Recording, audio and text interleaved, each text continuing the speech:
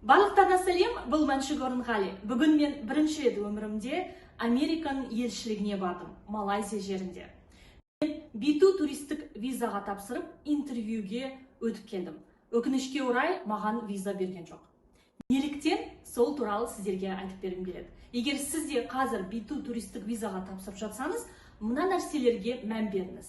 Ең бірінші, DS-160 формасын онлайн толтырған кезде ұқыпты етіп, дұрыстап тұрып толтырыңыз. Егер де сіздің өзіңіздің басыңызда бір квартираныз болмаса, егер де сіздің жалақыңыз төмен болса, егер де сіз тағы да басқа толтырып жатқан кезде форманы осы нәрселерге мән беріңіз. Егер сізде бұл болмаса, сіз 100% отказ аласыз. Интервью кезінде негізінен ешқандай документ сізден сұрамайды. Олар компьютер арқылы сол DS-160 формасын толтырғанын оқып қарап шығады. Дұрыстап қарап отырады, соған байланысты сізді критерияларға бөледі. Яғни сіз сәйкес келесіз бе бұл туристік визаға, сәйкес келмейсіз бе? Қандай сұрақтар қояды? Негізінен интервью өте қысқа. Бізде Малайзияда кәдімгідей кассада болды. Яғни бір бөлмеге отырып интервью сізден алмайды. Сізге тек қана 3-4 минут сұрақтар қояды. Маған қойған сұрақтардың тізімі мынандай. Малайзия елінде қанша жыл болдым? Менің күйеуімнің позициясы қандай? Оның жалақысы қандай? Қанша күнге бара жатырсың? Және қай жерге бара жатырсың? Негізінен осы сұрақтарға кіммен бара жатырсың деп сұрайды. Менің қателігім, менде екі себеп болды деп ойлаймын. Біріншіден, мен айттым, мен өзім күйеуіммен бірге барам. Күйеуім сосын визаға тапсырады, егер мен виза алсам, содан кейін деп. Ал мен оларға жалғыз өзім бара жатырмын деп айтқан жоқпын. Өйткені негізінен Малайзия елінде біздің, яғни басымызда әлі өзіміздің атымызға квартира жоқ. Ол бір минус. Екінші минус, ол мен күйеуіммен бірге бара жатқаным. Яғни біз қайтпай сол жақта қалып қалу мүмкіндігін олар көріп тұр.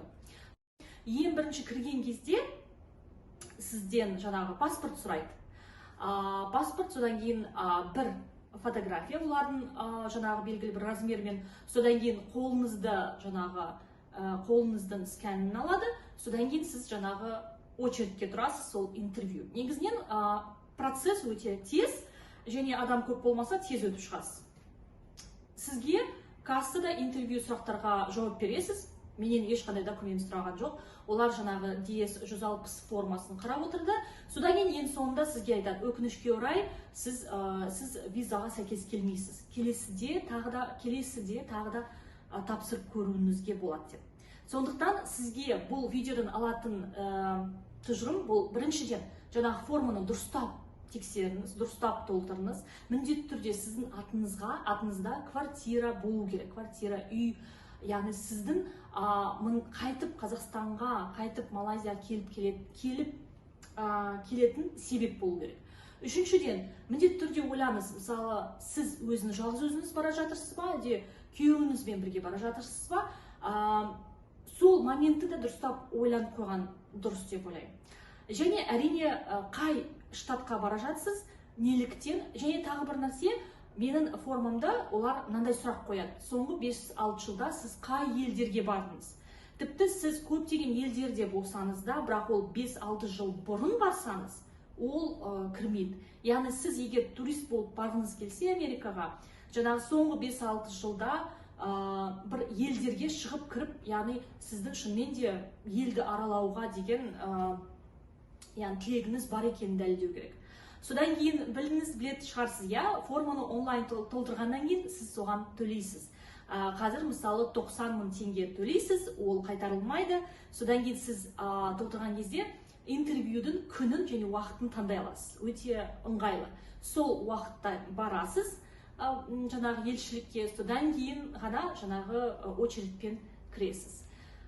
Бұл менің алған тәжірибем.